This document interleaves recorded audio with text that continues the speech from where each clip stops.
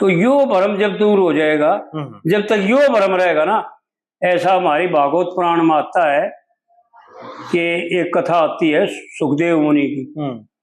सुखदेव मुनि का जन्म जो है वो ऐसा बताते हैं कि नारद के कहने से पार्वती जी ने प्रश्न किया भगवान शिव से कि महाराज मैंने 108 बार जन्म लिया, 108 बार मरी, और आप उम्र कथा जानते हो, आपने मेरे को ना सुनाई, मैं मरती है क्यों?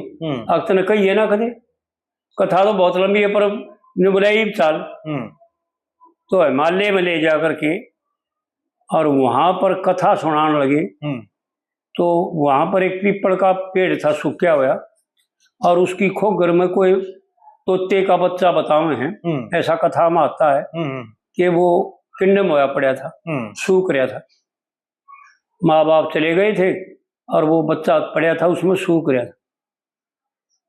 और जब भगवान शिव जो है पार्वती को गोड्या में बैठा करके और वो उम्र कथा सुनाने लगे, तो कुछ कथा कह ली, जब पार्वती जी की तरह आंख लाग गई, नींद आ गई, और वो तोता सामृत हो गया और वो कार्य बनने लग गया।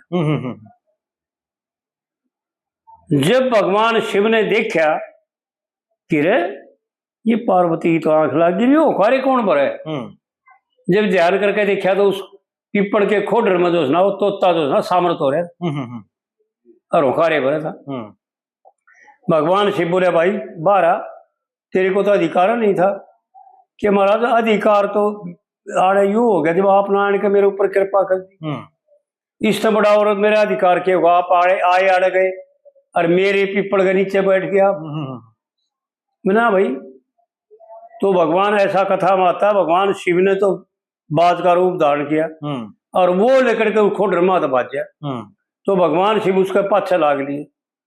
तो ऐसा आता है कथा में कि भगवान सुखदेव मुनि वेद व्यास के घराड़ी जो थी वो अपनी छात पर ऊपर मकान के ऊपर अपने केस सुखाव थी और अपना वो तोते वाला शरीर छोड़कर उसके मुंह में सूक्ष्म रूप से प्रवेश कर दी और गर्भ में रह गई।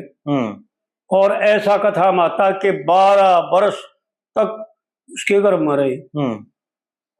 जब ब्रह्मा विष्णु भगवान शिव ये सब जा करके कहने लगे, अरे जब भाई पैदा तो हो जा तू, तेरे सारा विधान बदल दिया।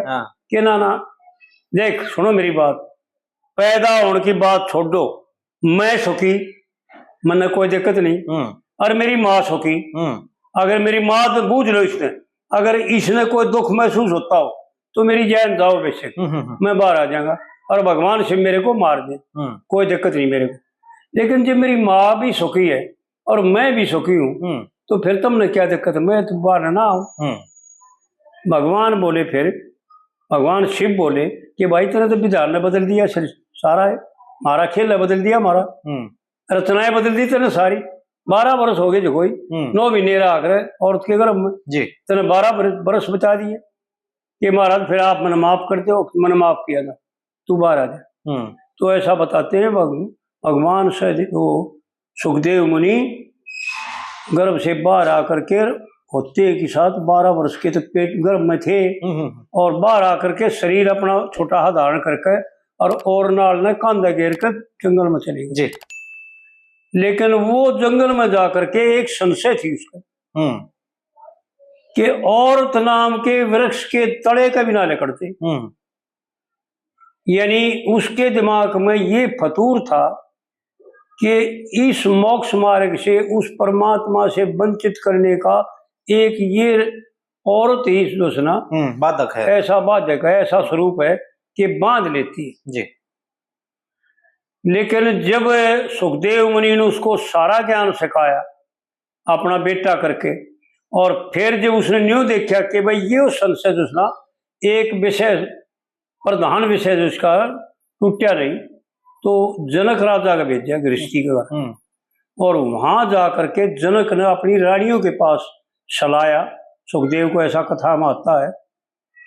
और पंडित जी ने भी कह रखा है, सुखदेव मुनि का बेटा जनक का घर आ गया था और सेवा में 10-20 नार ना फंदे में नहीं पाया था और पलंग गलीचे और 7 स्त्री फिर भी जती रहा था। तो इस प्रकार वो नंगी होकर के सलाती उसको, लेकिन बाई का चप जाता। जब बड़ी रानी लेगी तो बड़ी रानी ने एक रात देखा, और दूसरी रात जब आई तो प्रश्न किया बड़ी रानी ने कि हे सुखदेव, एक बात बता, तू मना हूं तो माता का है और हूं तो मेरे तो पाछा फेर के भाई के चप रहा। यह बात बता, बेटा माँ का कहना माँ के पास कैसे रहता है? जो छोटा बच्चा होता है कि माँ वो तो माँ के ऊपर लौटता है, पेट पर भी लौटता है, चूची भी पीता है। फिर बोला तू बड्डा बन रहा है, एक और बड्डा बन रहा है, एक और मन माँ का है। पूरा ही भरम दूर हो गया। क्यों हो माता जी, मेरे भरम था। और जब भी लिया करके 6 महीने में पंडित जी ने बताया ना, 6 महीने में जो है ना जनक को बताया था भाई ठीक पुरुष है।